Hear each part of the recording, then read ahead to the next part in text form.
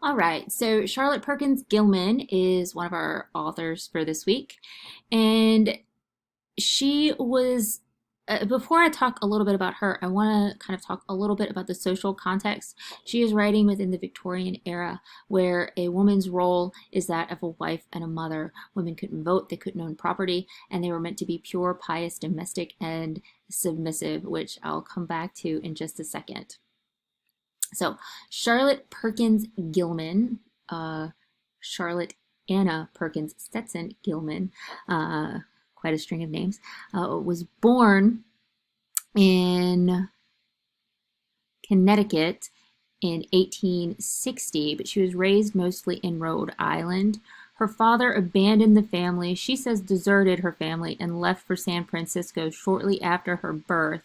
And after she was born, her mother was told that she could not have any more children, or she should not have any more children.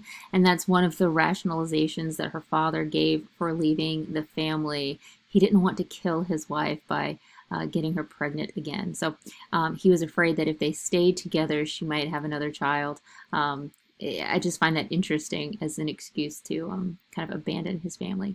At any rate, her mother was not a very loving mother. She withheld the love from her, well, not love, but she withheld affection from her children because she wanted them to kind of grow up not knowing or being disillusioned by the loss of love to prevent them from being disheartened over broken relationships. So it was not a childhood that was very happy. But in spite of all of that, she was 24 years old and married a man named Charles Stetson, who was a fellow artist. She was an art student, and she made her living for a time designing greeting cards. And within the first year of that marriage, their only child, a daughter named Catherine, was born. And after she gave birth, Gilman went into a severe depression, which kind of finds its way into our story. This story is very much personally, it's a fictionalized personal account of her own deals with postpartum depression or postpartum blues. But it was so bad, her postpartum depression, that she could barely function. And her husband and mother were convinced that she needed to rest and that she could overcome her depression through sheer willpower. And she goes to this guy named Dr. Veer Mitchell, who we'll talk about in momentarily, to kind of receive treatment for her depression. And it did not work out well for her. And it takes her years to kind of overcome the treatment of her treatment, if you can put it in that way. So anyways, she couldn't shake her depression, and she almost has a nervous breakdown that she says her depression was alleviated by her ability to work. So anyways, she says that work was the answer to her depression. She moved out to California with her daughter in 1892 and obtained a divorce from her husband. And apparently it was a very amicable divorce. And her ex-husband married one of her closest friends shortly after they divorced, which is kind of interesting. But as soon as she gets to California, her daughter Catherine went back to live with her father and his new wife.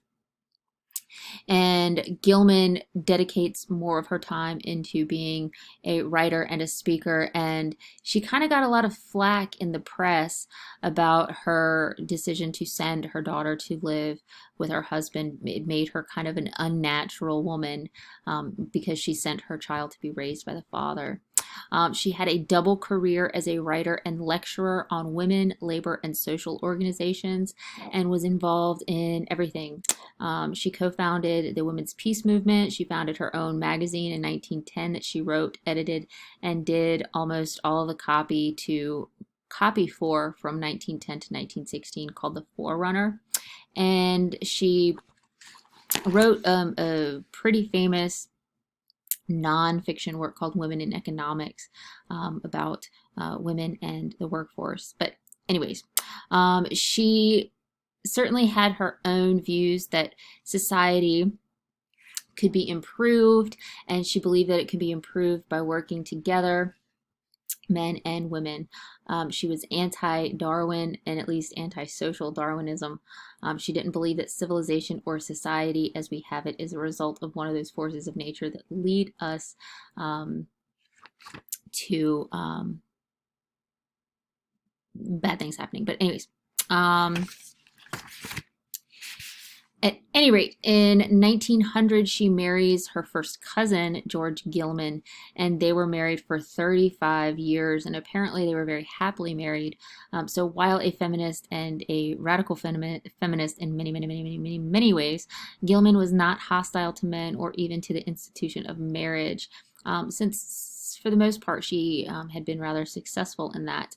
He died, her husband, her second husband, died in 1934, and she died the next year, not of grief, but because she discovered she had breast cancer and her health was rapidly deteriorating, and she reached the point where she didn't want to continue.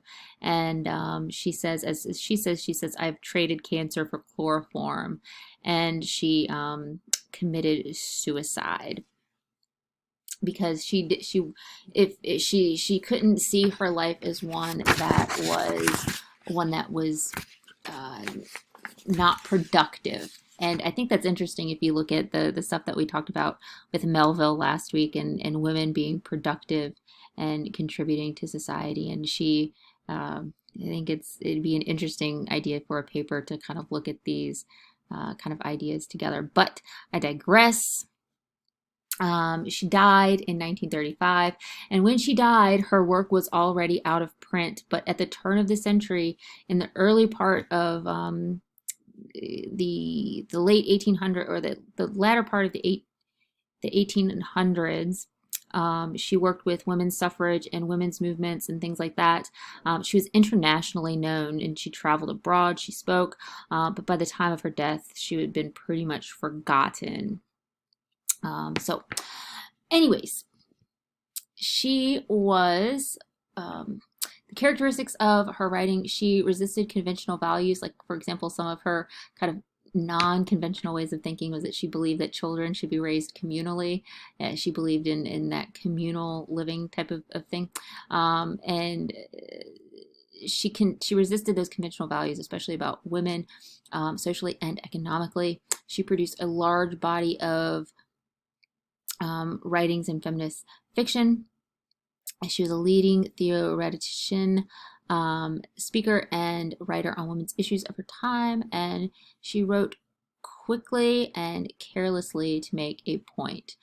So in other words, she was very much a non-traditional woman. She believed that women must exercise their intellect or go mad. Which brings us to the yellow wallpaper. So I'm going to stop here, and I'll pick up with the yellow wallpaper.